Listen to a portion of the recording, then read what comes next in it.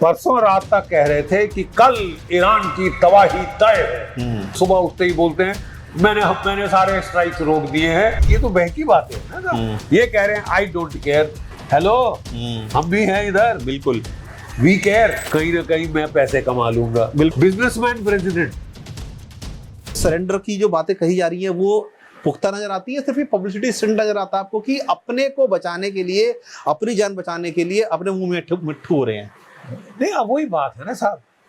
परसों रात तक कह रहे थे कि कल ईरान की तबाही तय है। दे शुड हैव क्या कहते हैं, done the deal faster. Now they will pay for it. ये होगा, वो होगा, मैं इंफ्रास्ट्रक्चर, पुल, यातायात सब उड़ा दूंगा, तबाह कर दूंगा, ये कर दूंगा। रात के बीच में सुबह उठते ही बोलते हैं मैंने सारे स्ट्राइक्स रोक दिए हैं। अब पीस डील हो ही गई है और 24 घंटे बाद बाद भी खुश है, खमैनी भी का बेटा भी खुश है, मैं भी खुश हूँ, सारे खुश हैं। वहां पे ईरान ने बोल दिया हमारे पास तो कोई ऐसी डील आई नहीं था। ये पता नहीं कहाँ की बहकी बातें करते हैं। अब क्या रात को विस्की कहते हैं, मैं तो पीता नहीं हूँ कह रहे। ठीक है, तो फिर ये तो बहकी बातें है ना साहब। ईरान कह रहा है नहीं साहब, कुछ नहीं हुआ, कुछ नहीं हुआ है। बिल्कुल, आप कह रहे हैं सब फाइनल, सब सील। आप सिर्फ इसलिए बकवास कर रहे हैं कि आपने देखा कि जहां आपने हमले की बात दोबारा शुरू करी, तबाही मच गई स्टॉक मार्केट में। बिल्कुल, ऑयल की कीमत ऐसे जाने लगी। मिड टर्म इलेक्शन आ रही है, ये कह रहे हैं I don't care. Republican party के जो नुमाइंदे जो इलेक्शन के लिए खड़े कह रहे हैं सर वी केयर। हेलो, हम भी हैं इधर। बिल्कुल, वी केयर। ये कह रहे हैं इन्फ्लेशन मेरे को बड़ा अच्छा लगता है, कीमतें ऊपर जाए मेरे को बड़ा अच्छा लगता है। ये बयान आया था उनकी तरफ से, ये बयान आया था।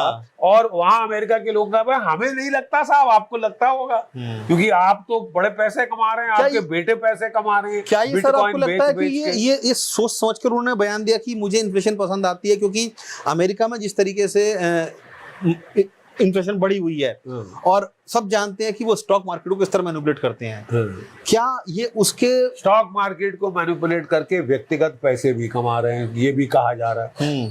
अब ये कोई चीज है साहब एक राष्ट्र बिल्कुल करने की, उसकी फैमिली के करने, क्योंकि बिजनेसमैन है ना सर। बिजनेसमैन तो साहब फिर आप मत बनिए प्रेसिडेंट, बिजनेस करिए ना। But you can't be a businessman president. ऐसे अनिल, आपको लगता है कि जो उन्होंने बात बोली कि मुझे इन्फ्लेशन पसंद है, चाहे वो वर्ल्ड की ही क्यों ना हो, दैट मींस कि उनकी मानसिकता इस तरह की है कि हाँ इन्फ्लेशन बढ़ेगी तो कहीं ना कहीं मेरा डॉलर मजबूत होगा, कहीं ना कहीं मैं पैसे कमा लूंगा। बिल्कुल ठीक है, मेरा व्यक्तिगत मेरा लाभ होगा। ऐसा then this is called conflict of interest. और इनको तो सवाल पूछे जा रहे हैं ना। मैंने कल अमेरिकन टीवी एक पॉडकास्ट देख रहा था, तो वो जो महिला थी अमेरिकन, वो तो इनको उसने धो दिया। मतलब किसी इतनी बदतमीजी मैंने किसी प्रेसिडेंट के साथ नहीं देखी, क्योंकि आपकी हरकतें ही ऐसी उल जलूल हो तो you open yourself to all this.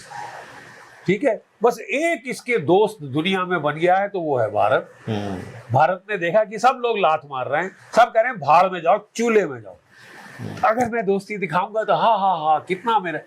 अबे तुम्हारे जहाज 3 पे हमले कर दिए, तुम्हारे 3 नाविक मार दिए, और क्या चाहिए। अपने वो मर्सिनरी भेज रहा है कुकी लैंड में तमाशे करने, वहां पे हमारी वो ड्रोन्स चलाने की सिखलाई दे रहे हैं, यूक्रेन से इंस्ट्रक्टर ला रहे हैं कि मारो भारत की फौज। और हम कह रहे हैं इससे अच्छा कोई दोस्त ना था और न कभी है ना। हो क्या गया है यार, भय किस बात का है, चिंता किस बात। तुम न्यूक्लियर पावर हो यार, तुम ब्रिक्स के प्रेसिडेंट हो भाई। जब G20 था तो कोई 50 दिन पहले से ये G20 पूरे साल चलता रहा ड्रामा। अब तुमको ब्रिक्स की प्रेसिडेंसी मिल रही तो अमेरिका नाराज हो जाएगा, बात ही मत करो। इतने गुलाम हो तो बोलो साहब हम ब्रिक्स की मीटिंग नहीं करेंगे भारत।